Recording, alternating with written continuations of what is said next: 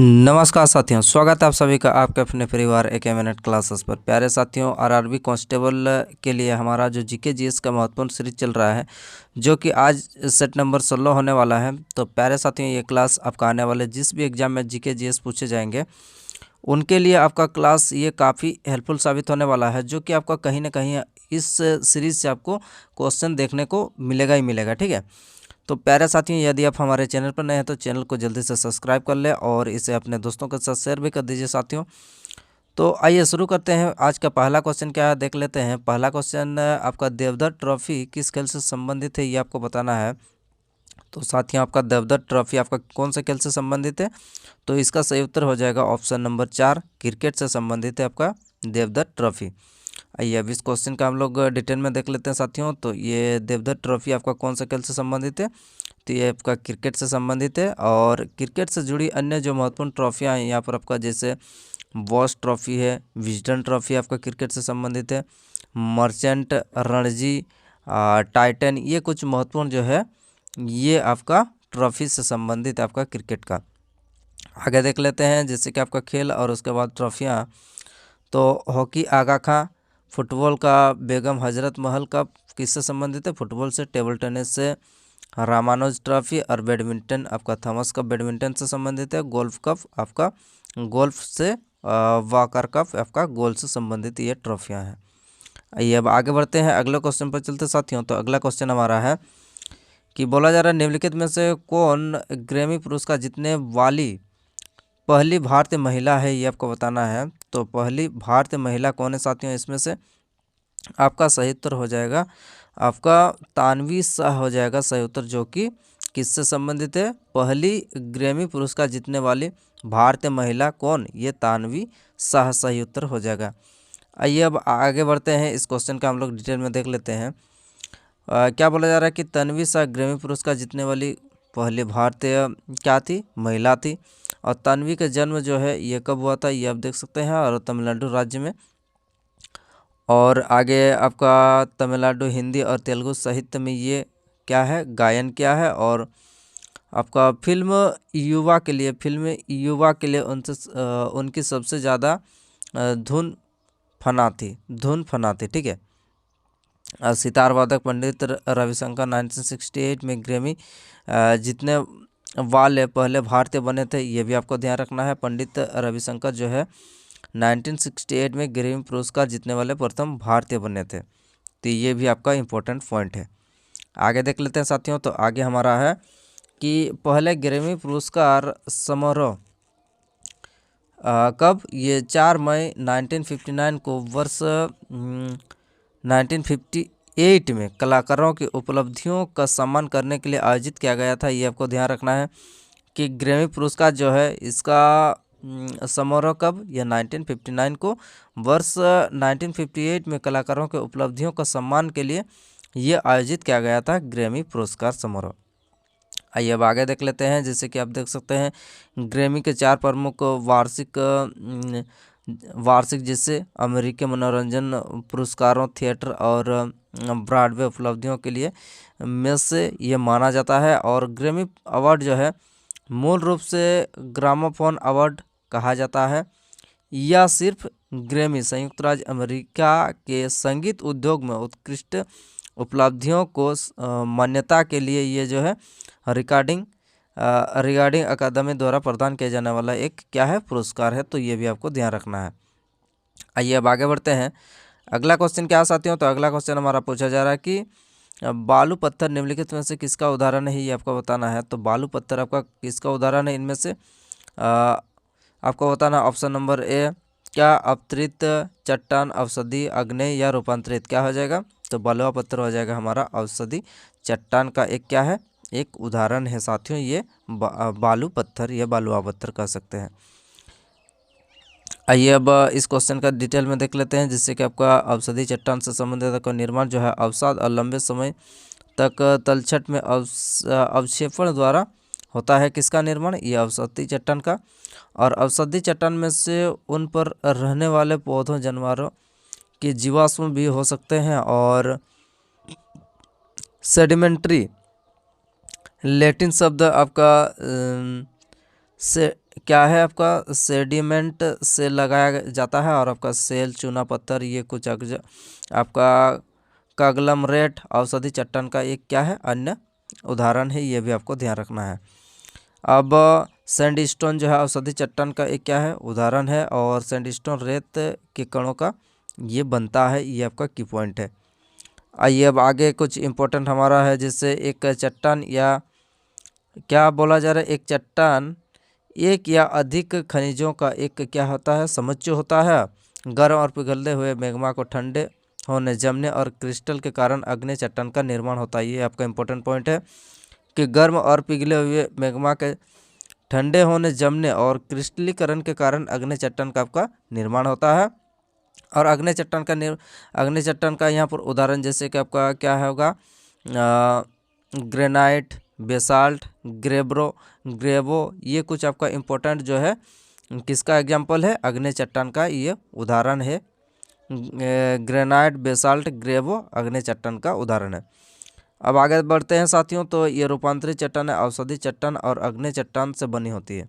ये आपका important point है। क्या बोला जा रहा है कि रूपांतरित चट्टान जो है ये औषधि चट्टान और अग्नि चट्टान से बनी होती है, रूपांतरित चट्टान। अब जो उच्च दाब और उच्च तापमान के अधीन होती है ये रूपांतरित चट्टान। और मिट्टी का स्लेट, चूने पत्थर, मिट्टी का स्लेट और चूने पत्थर का संगमरमर में परिवर्तन, मिट्टी का स्लेट और चूने पत्थर का जो संगमरमर में परिवर्तन रूपांतरित चट्टान का एक क्या है एग्जाम्पल है। ये भी आपको ध्यान रखना, जैसे संगमरमर हो गया, क्वार्ट्ज हो गया, अवतरित रूपांतरित चट्टान का क्या है एग्जाम्पल है। तो इसे भी आपको ध्यान रखना है, संगमरमर और क्वार्ट्ज क्या है अवतरित रूपांतरित चट्टान का एग्जाम्पल है। आइए अब आगे बढ़ते हैं।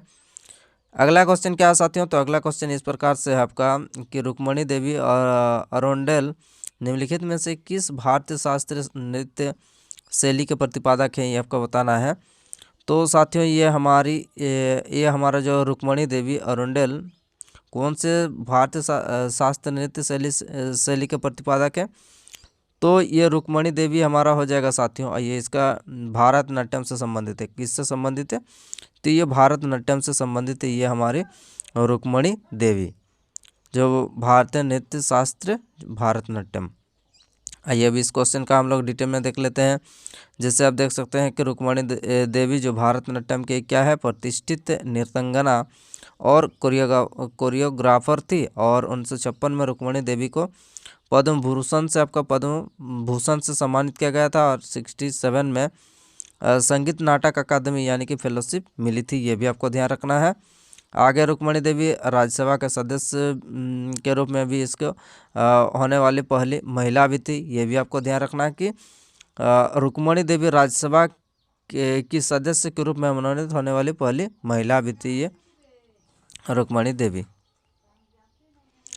अगला क्या है, उन्हें इंडिया टुडे ने 100 लोगों की सूची में शामिल किया गया जिन्हें भारत में आकर दिया था। तो ये भी आपको ध्यान रखना। आगे कुछ इंपॉर्टेंट यहाँ पर देख सकते हैं, जैसे नृत्य से जुड़ी कुछ महत्वपूर्ण हस्तियाँ। आपका भारतनाट्यम से संबंधित कौन है, सोनल मानसिंह हो जाएगा भारतनाट्यम। बाला सरस्वती नर्तकी, नटराज ये भारतनाट्यम से संबंधित है। उसके बाद आपका सीवी चंद्रशेखर है, लीला सैमसन और मृणाली साराभाई ये भी आपका भारतनाट्यम से संबंधित है। पद्मा सुब्रमण्यम ये भी आपका भारतनाट्यम से, और रुक्मणी देवी ये भी आपका भारतनाट्यम से, यामिनी कृष्णमूर्ति। तो ये सारा जितने भी हम लोग का यहाँ पर आपको देखने को मिल रहे हैं सारा आपका इम्पोर्टेंट है साथियों, ठीक है। तो इन सभी का नाम जो है आपको ध्यान में रखना है, जैसे भारतनाट्यम सोनल मानसिंह, बाला सरस्वती नर्तकी, नटराज, सीवी चंद्रशेखर, लीला सैमसन, मृणाली साराभाई, पद्मा सुब्रमण्यम, रुक्मणी देवी और यामिनी कृष्णमूर्ति ये जितने भी आपको भारतनाट्यम से संबंधित है। आगे कथक के बारे में देख लेते हैं। तो कथक में शोभना नारायण, भारती गुप्ता, बिरजू महाराज कथक से, उसके बाद दुर्गा दास, गोपी कृष्ण, शंभू महाराज, आपका सितारा देवी ये जो है आपका कथक यानी कि उत्तर भारत से संबंधित रखने वाले व्यक्तित्व है। आगे बढ़ते हैं, तो अगले हमारा चलते हैं कुचिपुड़ी राजा कौशल्या रेड्डी, उसके बाद सिद्धेंद्र योगी, उसके बाद सीताराम मैया और कुछ यामिनी कृष्ण मूर्ति जो है ये आपका कुचिपुड़ी से संबंधित है, ये भी आपका ध्यान रखना है।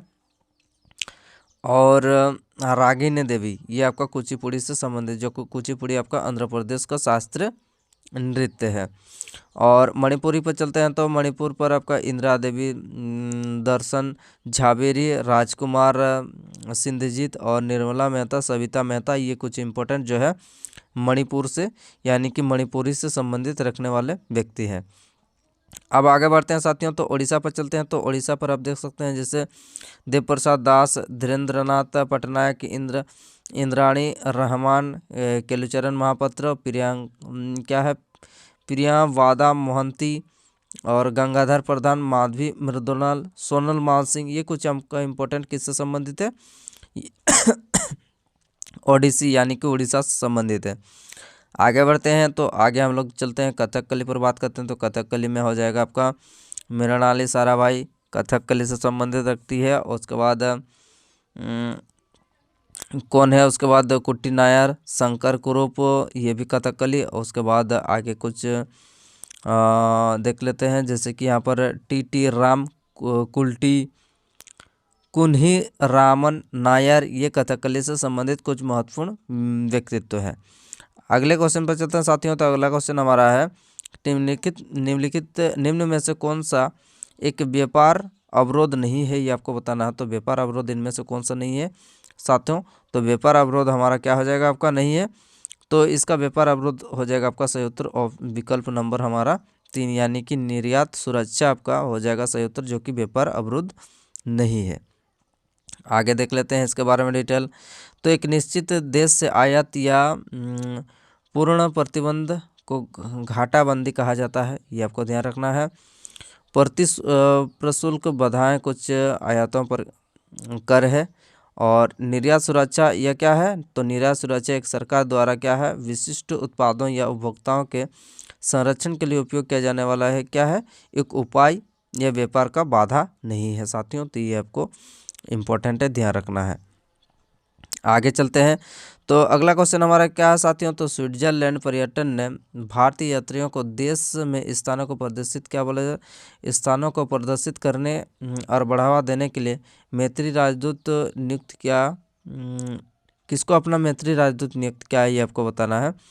तो साथियों इसका सही उत्तर हो जाएगा हमारा नीरज चोपड़ा को, जो है स्विट्जरलैंड पर्यटन भारतीय यात्रियों के लिए जो आपका मैत्री राजदूत नियुक्त किया है, नीरज चोपड़ा हो जाएगा। आइए अब इसके बारे में डिटेल देख लेते हैं। तो यह नीरज चोपड़ा हमारा सही उत्तर हो गया। अब नीरज चोपड़ा के बारे में यहाँ पर देख लेते हैं, जैसे कि आपका चोपड़ा ने सितंबर 2022 में स्विट्जरलैंड के लुसाने में ओलंपिक संग्रहालय को अपना स्वर्ण पदक जीतने वाला क्या भाला फेंक भी दान किया था, ये आपको ध्यान रखना है। और मेरी कॉम के दस्ताने और ध्यानचंद्र की क्या है, हॉकी के संग्रहालय में प्रदर्शित प्रदर्शनियों का हिस्सा है, ये भी आपको ध्यान रखना है। आइए अब आगे कुछ इंपॉर्टेंट आपका फैक्ट है, जैसे कि आप स्विट्जरलैंड एक पहाड़ी क्या है, मध्य यूरोपीय देश से। उसके बाद अगला पॉइंट हमारा क्या है, कई झीलों, गांव और अल्प्स की ऊंचाइयों का आपका आवास है। और स्विट्जरलैंड के बारे में आपका राजधानी क्या होगा, बर्न होता है। और राष्ट्रपति कौन है, तो ये आपका राष्ट्रपति है। मुद्रा है स्विस फ्रैंक। और ये जनसंख्या और यहाँ पर भाषा के बारे में जिक्र किया है। आइए अब आगे बढ़ते हैं।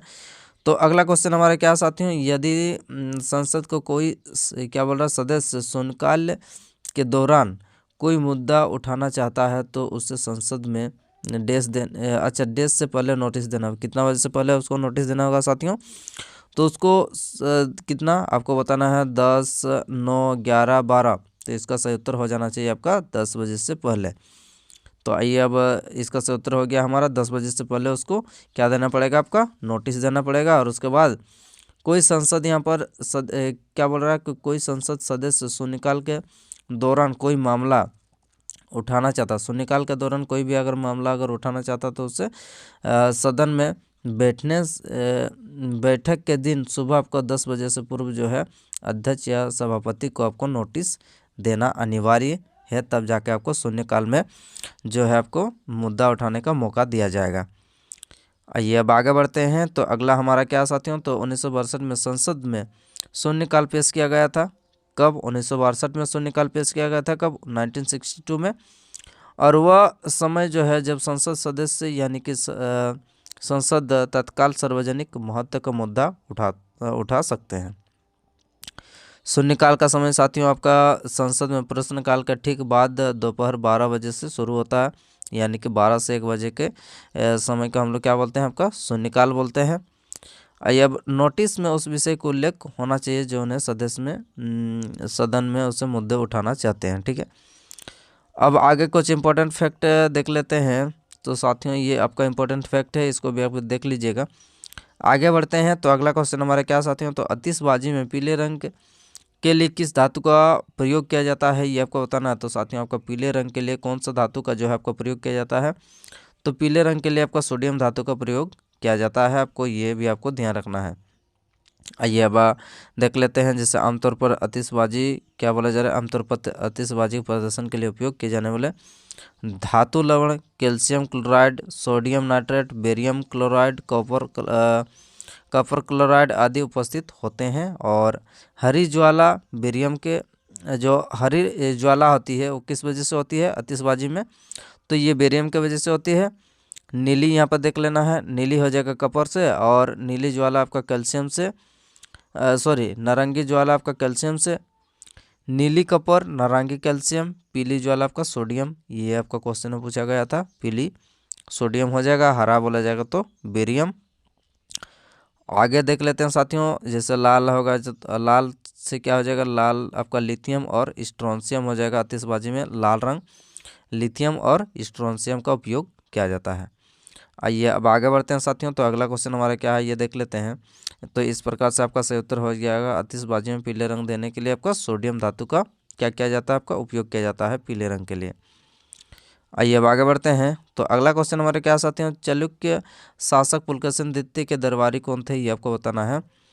तो साथियों ये चालुक्य शासक पुलकेशिन द्वितीय का दरबारी कवि कौन थे? तो ये रवि कीर्ति हो जाएगा सही उत्तर, जो कि चालुक्य द्वितीय के दरबारी कवि थे। आइए अब आगे देखते हैं साथियों। तो अगला क्वेश्चन हमारा है आगे हमारा कुछ इंपॉर्टेंट फैक्ट है, इसको देख लीजिए। रवि कीर्ति आपको पुलकेशिन द्वितीय के दरबारी कवि थे, और पुलकेशिन द्वितीय चालुक्य वंश का सबसे प्रसिद्ध क्या थे? शासक भी थे, जिसका कार्यकाल आपका यहाँ पर देख सकते हैं 410 से लेकर 42 तक रहा है। और पुलकेशिन द्वितीय का सबसे उल्लेखनीय सैन्य उपलब्धि जिसमें आपका हर्षवर्धन पर उनकी जीत थी, ये भी आपको ध्यान रखना है। अब ऐहोल शिलालेख की रचना जो है रवि कीर्ति ने की है। यहाँ पर जो शास्त्रीय संस्कृत में लिखे गए आपका प्रसिद्ध ऐहोल शिलालेख की रचना किसके द्वारा की गई है? तो ये हो जाएगा रवि कीर्ति के द्वारा की गई है, ये भी आपको ध्यान रखना है साथियों। और पुलकेशिन प्रथम जो चालुक्य वंश का क्या था? ये चालुक्य वंश का संस्थापक था पुलकेशिन प्रथम। अब साथियों जैसे नरसिंहवर्मन प्रथम पल्लव वंश का शासक था जिसने पुलकेशिन द्वितीय को हराया था, ये आपको मोस्ट इम्पोर्टेंट है। पूछा जा सकता है कि नरसिंहवर्मन प्रथम ने पल्लव किसको हराया था? पुलकेशिन द्वितीय को हराया था, ये आपको पूछ लिया जाएगा। आगे कुछ इंपॉर्टेंट फैक्टर जैसे आपका कवि और उसके शासनकाल के बारे में देख लेते हैं। जैसे कालिदास किसके शासक थे? तो ये हो जाएगा आपका विक्रमादित्य के शासनकाल में कालिदास थे, और बाणभट्ट हर्षवर्धन के समय। तो ये आपका इम्पोर्टेंट है, कालिदास विक्रमादित्य और बाणभट्ट हो जाएगा हर्षवर्धन के। आइए अब आगे बढ़ते हैं। तो अगला क्वेश्चन हमारा क्या साथियों? तो निम्नलिखित में से आपको बताना है कौन पादप जगत के सबसे निचले स्तर पर पाए जाने वाले पौधे हैं, ये आपको बताना है। तो पादप जगत के सबसे निचले स्तर पर पाए जाने वाला साथियों आपका पौधा कौन हो जाएगा? तो ये हो जाएगा आपका क्या हो जाएगा? थैलोफाइटा हो जाएगा सबसे निचले स्तर पर पाए जाने वाले पादप, थैलोफाइटा, उसके बाद ब्रायोफाइटा, उसके बाद आपका हो जाएगा टेरिडोफाइटा। तो इस प्रकार से आपका सीरियली आपका बढ़ते जाता है। आगे देख लेते हैं। जैसे कि आपका यहाँ पर थैलोफाइटा सही उत्तर हो जाएगा। पादप जगत का सबसे निचले स्तर पर पाए जाने वाले पौधे होते हैं, और ये पादप जगत का सबसे बड़ा समूह भी है, यह भी आपको ध्यान रखना है। और अलवा चरा, ये कुछ आपका इंपॉर्टेंट थैलोफाइटा को उदाहरण क्या क्या? अलवा चरा और क्लेडोफोरा, ये थैलाफाइटा का कुछ एग्जाम्पल है। शैवाल और कवक 2 उपभाग है। ठीक है, आइए अब आगे बढ़ते हैं। तो अगला क्वेश्चन हमारा क्या साथियों, तो गंगा की सहायक नदी नहीं है, ये आपको बताना है। तो गंगा की सहायक नदी इनमें से कौन सी नहीं है साथियों, तो यमुना भी है गंगा का सहायक नदी, दामोदर भी सहायक नदी है, सोन भी सहायक नदी है। तो कौन नहीं है, तो हमारा हो जाएगा सतलुज नदी जो है आपका। सतलुज किसका सहायक नदी है, तो ये आपका सिंधु का सहायक नदी है, ये आपको ध्यान रखना है। आगे जैसे सतलुज नदी गंगा की सहायक नदी है, किसकी सहायक नदी है, तो ये हो जाएगा हमारा सिंधु नदी की सहायक नदी, ये सतलुज है। गंगा के बारे में आप साथियों देख लेते हैं। तो गंगा नदी के बारे में आप डिटेल में हम लोग देखेंगे, क्योंकि ये क्वेश्चन जो आपका कहीं न कहीं आपको इनडायरेक्टली आपको पूछ लिया जाता है। गंगा नदी एक सीमा प्रायद्वीपीय नदी सीमा पारीय नदी है, जो भारत और बांग्लादेश से होकर क्या आती है, बहती है। और ऊपरी गंगा नहर हरिद्वार में हर की पौड़ी के पास या क्या भीमगोड़ा बैराज से शुरू होती है। और गंगा नदी के स्रोत आप देख सकते हैं, जैसे गंगा नदी का जो स्रोत है वह गंगोत्री, हिमानद और सतोपंत, हिमनद, केदारनाथ, त्रिशूल, कामेट और नंदकोट, ये क्या है, गंगा नदी की क्या है, स्रोत है, जहाँ से ये सारा नदियाँ आके जो है आपको मिलती है। उसके बाद आपका गंगा का निर्माण होता है। जैसे गंगा नदी की सहायक नदी के बारे में आपका देख लेते हैं। तो यमुना सबसे लंबी सहायक नदी कौन, ये गंगा की, तो ये आपका यमुना हो जाएगा। उसके बाद आपका अगला क्या है जो सहायक नदी, भागीरथी, तमाशा, सोन, पुनपुन, क्यूल, कर्नासा, चंद, दामोदर, ये कुछ आगे भी हम लोग का कुछ महत्वपूर्ण जो है गंगा का सहायक नदियाँ होता है। ठीक है, आइए अब आगे बढ़ते हैं। तो अगला क्वेश्चन हमारा क्या साथियों, तो अगला क्वेश्चन हमारा है कि आवश्यकताओं का दोहरा संयोग किस प्रणाली के विशेषता है, ये आपको बताना है कि आवश्यकताओं का दोहरा संयोग, तो ये क्या हो जाएगा साथियों, तो आवश्यकताओं का दोहरा संयोग हो जाएगा हमारा, तो इसका सही उत्तर हो जाएगा वस्तु विनिमय प्रणाली। क्या हो जाएगा आपका, वस्तु विनिमय प्रणाली हो जाएगा आपका सही उत्तर, जो कि आवश्यकताओं का दोहरा संयोग, वस्तु विनिमय प्रणाली।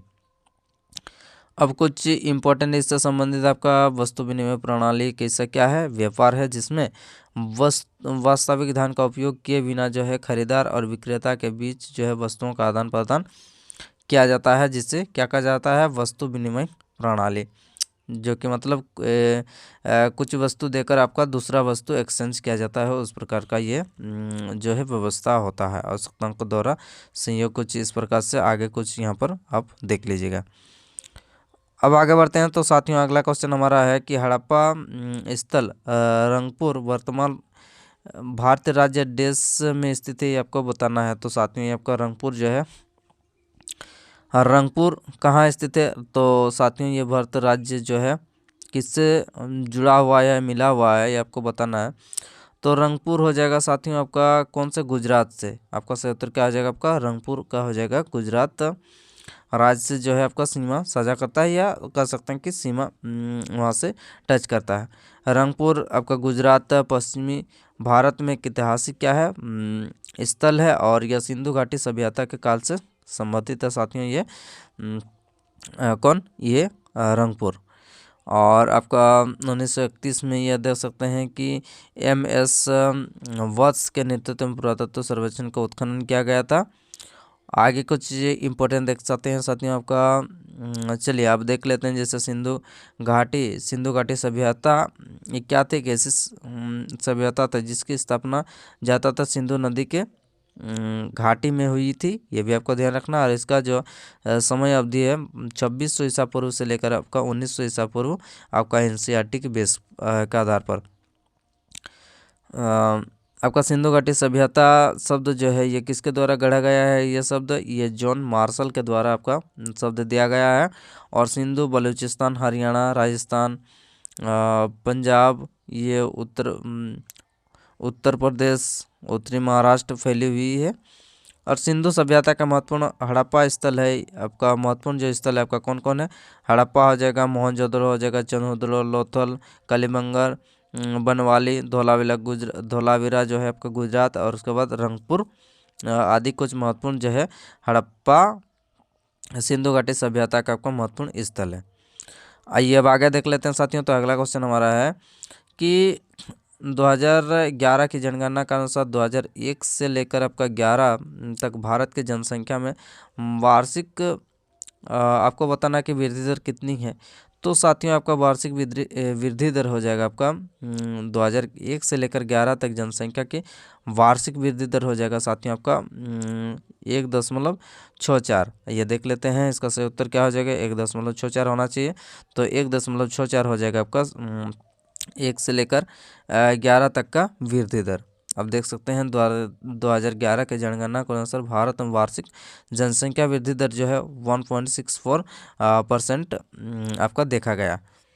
आगे देख लेते हैं साथियों, जब जैसे कि आपका पहली जनगणना जो 1972 में ब्रिटिश वायसराय आपका किसके शासनकाल में, तो ये उस समय वायसराय आपका भारत में कौन थे, तो लॉर्ड मेयो का शासन उस समय भारत में वायसराय थे। और जो पहली बार आपका समकालिक जनगणना कब से शुरू हुआ है, तो 1881 से शुरू हुआ है और 1901 में ये हर दशक के बाद से ये हो रही है, ये अभी आपको ध्यान रखना है। आइए अब कुछ महत्वपूर्ण आपका जैसे 2011 की जनगणना 2011 की जनगणना 15वीं और आज़ादी के बाद आपका 7वीं जनगणना थी, ये भी आपको ध्यान रखना है। जो 2011 के जनगणना का नारा क्या था, हमारी जनगणना हमारा भविष्य साथियों। और 2011 के अनुसार जो है 2001 की जनगणना के अनुसार 35 की तुलना में भारत में 53 मिलियन शहर है। और 15वीं जनगणना हुई थी भारत कब, ये 2011। आइए अब आगे बढ़ते हैं साथियों। तो अगला क्वेश्चन हमारा क्या है, आइए देख लेते हैं। तो साथियों आगे कुछ इंपॉर्टेंट फैक्ट है अभी आपको, इसको भी आपको ध्यान रखना है। जैसे 2011 की जनगणना के प्रमुख बिंदु आपका क्या है, कुल जनसंख्या क्या है 2011 के अकॉर्डिंग आपका 121 करोड़। उसके बाद आपका लिंगानुपात के बारे में देख लेते हैं, तो कितना है, लिंगानुपात 943 है।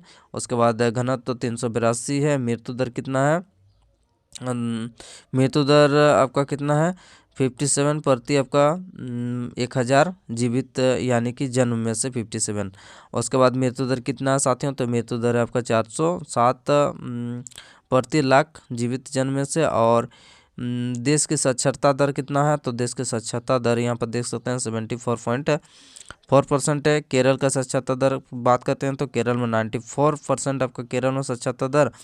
अब सबसे कम साक्षरता दर बिहार में बात करते हैं तो 61.8% आपका बिहार में सबसे कम साक्षरता दर।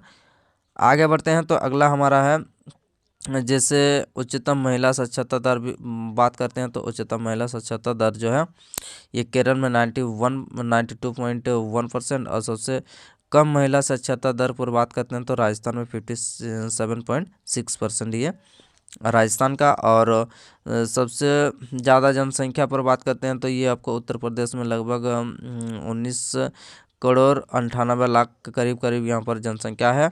और न्यूनतम जनसंख्या साथियों आपका सिक्किम में है जो कि आपका 6,10,000 समथिंग है। अगला हमारा क्या साथियों, तो अगला देख सकते हैं उच्चतम जनसंख्या घनत्व आपका बिहार 1106, न्यूनतम जनसंख्या घनत्व आपका अरुणाचल प्रदेश 17 है। आगे हम लोग का उच्चतम लिंगानुपात आपका केरल में 1084। न्यूनतम लिंगानुपात पर बात करते हैं तो सबसे कम जो है न्यूनतम लिंगानुपात यहाँ पर 869 आपका कहाँ, हरियाणा में। और जन्म के समय जीवन प्रत्याशा कितना है साथियों, तो ये 66.1 वर्ष पुरुष ये आपका। और उसके बाद पुरुष का कितना है साथियों, तो पुरुष का 64.6, महिला का सबसे ज़्यादा यहाँ पर देख सकते हैं 67.7% आपका महिला का जीवन प्रत्याशा, ठीक है। ओवरऑल 66.1 है। आगे बढ़ते हैं तो अगला हमारा क्या साथ हैं, जनसंख्या के दशकीय वृद्धि दर जो है यहाँ पर कितना है 17.7%। और उच्चतम अनुसूचित जाति आबादी कितना है, उत्तर प्रदेश में है। सबसे ज़्यादा अनुसूचित जनजाति जो आपका जनसंख्या मध्य प्रदेश में, ये भी आपको ध्यान रखना है। आगे बढ़ते हैं साथियों तो अगला क्वेश्चन हमारा है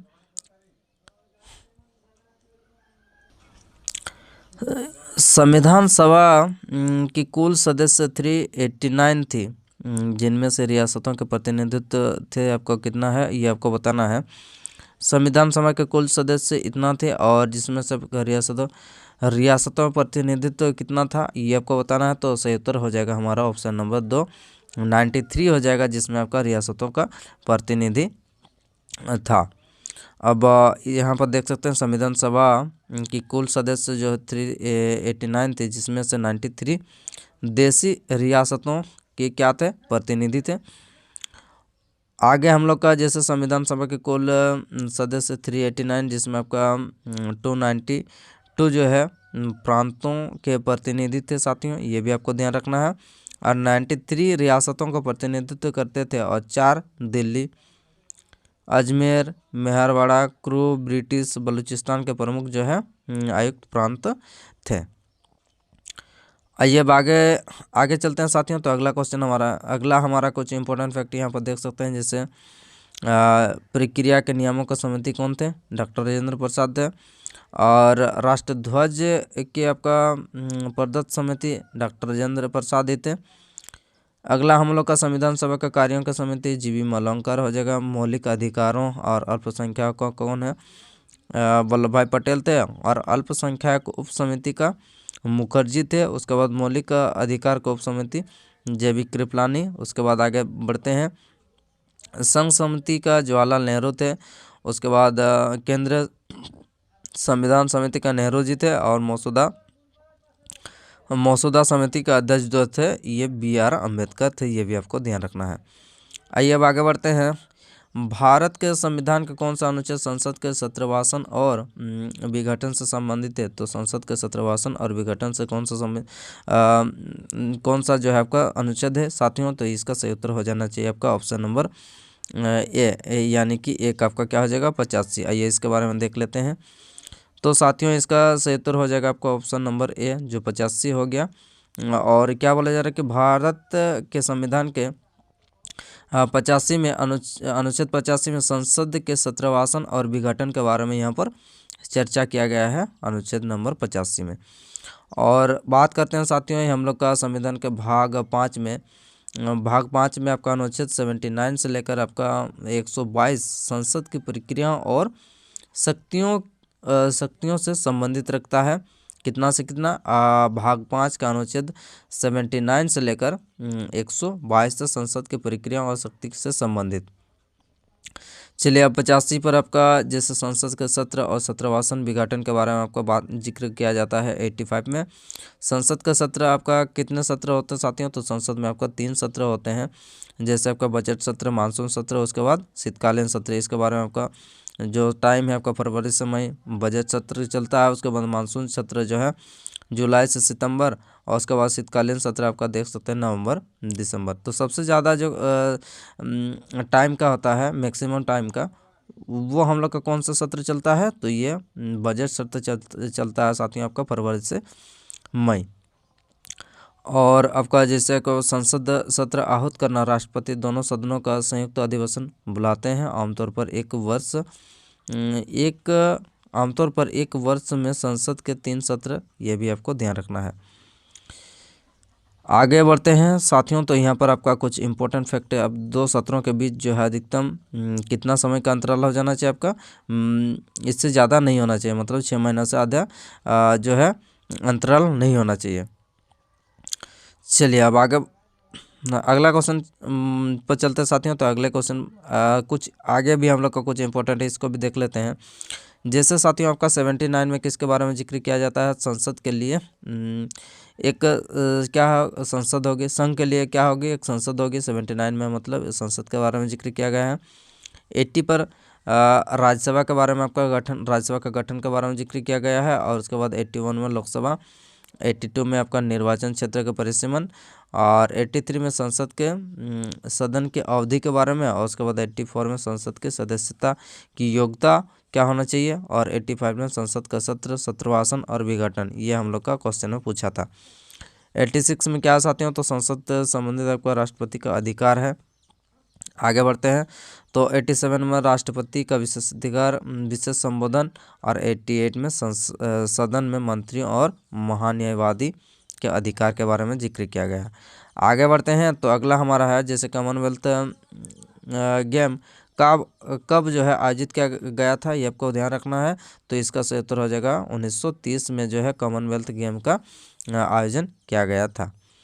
अब साथियों आपका 1930 में आपका कॉमनवेल्थ गेम का आयोजन किया गया था, ये भी आपको ध्यान रखना है। अब पहले इस खेल के ब्रिटिश एम्पायर गेम के नाम से जाना जाता है। किस नाम से? ब्रिटिश एम्पायर गेम के नाम से जाना जाता था ये कॉमनवेल्थ गेम। अब ये 1930 में ओंटारियो के हैमिल्टन में आयोजित किया गया था। उसके बाद आगे कुछ प्रत्येक 4 वर्ष पर ये आयोजित किया जाता है। और अगला राष्ट्रमंडल खेल जो है 2022 बर्मिंघम में आयोजित किए गए थे, ये भी आपको ध्यान रखना है। आगे बढ़ते हैं तो अगला क्वेश्चन हमारा है एक अर्थव्यवस्था में मत्स्य क्या है? मत्स्य उद्योग और उसके बाद देश का एक हिस्सा है, ये आपको बताना। मत्स्य उद्योग जो है ये आपका किसका जो है आपको हिस्सा है, ये आपको बताना है। तो मत्स्य उद्योग जो है ये हमारा प्रथम क्षेत्र का क्या है? एक हिस्सा है। तो साथियों ये हमारा मत्स्य उद्योग आपका प्रथम क्षेत्र से संबंधित रखता है। आगे यहाँ पर इम्पोर्टेंट जो हम लोग का फैक्ट है इसको बारे में देख लेते हैं। मत्स्य उद्योग सबसे बड़ा कृषि निर्यात और जिसमें सबका पिछले 5 वर्ष में 6 से 10% के यहाँ पर वृद्धि देखने को मिला है। और प्राथमिक क्षेत्र में कौन कौन आते हैं साथियों? तो जैसे कृषि, वानिकी, पशुपालन, मत्स्य पालन, मुर्गी पालन, खनन, ये कुछ आपका प्रथम क्षेत्र में संबंधित प्राथमिक क्षेत्र से संबंध रखते हैं। आगे बढ़ते हैं तो अगला हमारा जैसे आपका तृतीय क्षेत्र से संबंध रखते कौन कौन से? जैसे आपका प्रशासन, परिवहन, वित्तीय, अंचल संपत्ति, गतिविधियां, व्यवसाय और व्यक्तिगत सेवाएं, शिक्षा, स्वास्थ्य, सामाजिक कार्य गतिविधियां। ये शिक्षा, सेवाएं, कार्य, स्वास्थ्य, सामाजिक कार्य, ये कुछ जो है ये आपका तृतीय सेक्टर से संबंधित रखते हैं, यह भी आपको ध्यान रखना है। द्वितीय क्षेत्र में अर्थव्यवस्था में वस्तुओं के विनिमय को शामिल करता है, जिसमें प्राथमिक क्षेत्र द्वारा उत्पादित सामग्री का क्या करता है? प्रसंस्करण भी शामिल है। आइए अब आगे बढ़ते हैं तो साथियों अगला क्वेश्चन हमारा है वेबर प्रति सेकंड डेज के बराबर होता है, ये आपको बताना है। तो वेबर प्रति सेकंड साथियों आपका किसका बराबर होता है साथियों? तो इसका सही उत्तर हो जाएगा आपका वोल्ट। क्या हो जाएगा आपका? वोल्ट। वेबर शक्ति हो जाएगा आपका वोल्ट के बराबर होता है। वेबर प्रति सेकंड आपका वोल्ट के बराबर होता है, ये आपको ध्यान रखना है। और चुंबकीय फ्लक्स का इकाई क्या होता है? चुंबकीय फ्लक्स का आपका होता है आपका वेबर। चुंबकीय फ्लक्स आपका कुल चुंबकीय क्षेत्र का माप जो कि किसी क्षेत्र से होकर गुजरता है साथियों। तो आगे चुंबकीय क्षेत्र के इकाई मात्रा क्या होता है? वेबर प्रति मीटर स्क्वायर होता है चुंबकीय क्षेत्र का क्या एसआई यूनिट। एम्पियर विद्युत धारा का होता है, वोल्ट विद्युत क्षमता का होता है, ओम होता है प्रतिरोध का, कूलम हो जाएगा आपका विद्युत आवेश का कूलम होता है। आगे बढ़ते हैं तो अगला क्वेश्चन हमारा क्या साथियों? तो अगला क्वेश्चन हमारा है कि किस अवसर पर प्रधानमंत्री नरेंद्र मोदी ने एक नए पीएम श्री योजना की घोषणा की, ये आपको बताना है। तो पीएम श्री योजना की घोषणा आपका जो है कौन सा अवसर पर किया गया साथियों? तो ये आपका शिक्षक दिवस के अवसर पर जो है आपका पीएम श्री योजना का जो है शुरुआत किया गया था, ये शिक्षक दिवस के शुभ अवसर पर। तो ये कुछ आपका इम्पोर्टेंट देख सकते हैं जैसे 5 सितंबर 2022 को ये पीएम श्री योजना जो है आपका लॉन्च किया गया था। और पीएम श्री स्कूल शिक्षा नीति 2020 के सभी घटकों को प्रदर्शित करेगी। और कुछ इम्पोर्टेंट चलिए अब आगे बढ़ते हैं तो अगला क्वेश्चन क्या साथियों? तो अगला क्वेश्चन हमारा है कि निम्नलिखित में से किस राज्य ने खेलों को उद्योग का दर्जा दिया है, ये आपको बताना है। तो खेलों को जो है उद्योग का दर्जा कौन दिया है? तो साथियों इसका सही उत्तर हो जाएगा आपका मिजोरम हो जाएगा, जो कि खेलों को उद्योग का दर्जा दिया है मिजोरम के द्वारा। यहाँ पर आप देख सकते हैं खेलों को मिजोरम के द्वारा उद्योग का दर्जा दिया गया है। मिजोरम मंत्रिमंडल ने हाल ही में कई देशों में खेल नीति का पालन करते हुए आपका लॉकडाउन के धीरे धीरे हटाने के बीच जो है खेलों को उद्योग का दर्जा दिया गया था। आइए अब आगे बढ़ते हैं साथियों तो अगला क्वेश्चन हमारा है कि यदि डैश होता है तो अधिक जैव विविधता उत्पन्न होगी। तो क्या होगा? तो अधिक जैव विविधता उत्पन्न होगी साथियों, तो ये लैंगिक प्रजनन होगा, तो हमारा जो है मैक्सिमम जैव विविधता आपको देखने को मिलेगा। अब यहाँ पर देख सकते हैं कि आनुवंशिकता से संबंधित हम लोग का कुछ इंपॉर्टेंट फैक्ट है, इसको आप देख लीजिएगा, ठीक है। तो साथियों इस प्रकार से हमारा जो है आज का क्लास यहीं पर समाप्त होता है। क्लास कैसा लगा कमेंट बॉक्स में ज़रूर बताइए, और साथियों अपने दोस्तों के साथ शेयर भी कर दीजिए, और जाते जाते एक लाइक भी कर दीजिए साथियों। और आप हमारे चैनल पर नए हैं तो चैनल को सब्सक्राइब भी करिए। तो चलिए फिर अगले हम लोग नेक्स्ट क्लास में मिलते हैं साथियों, धन्यवाद।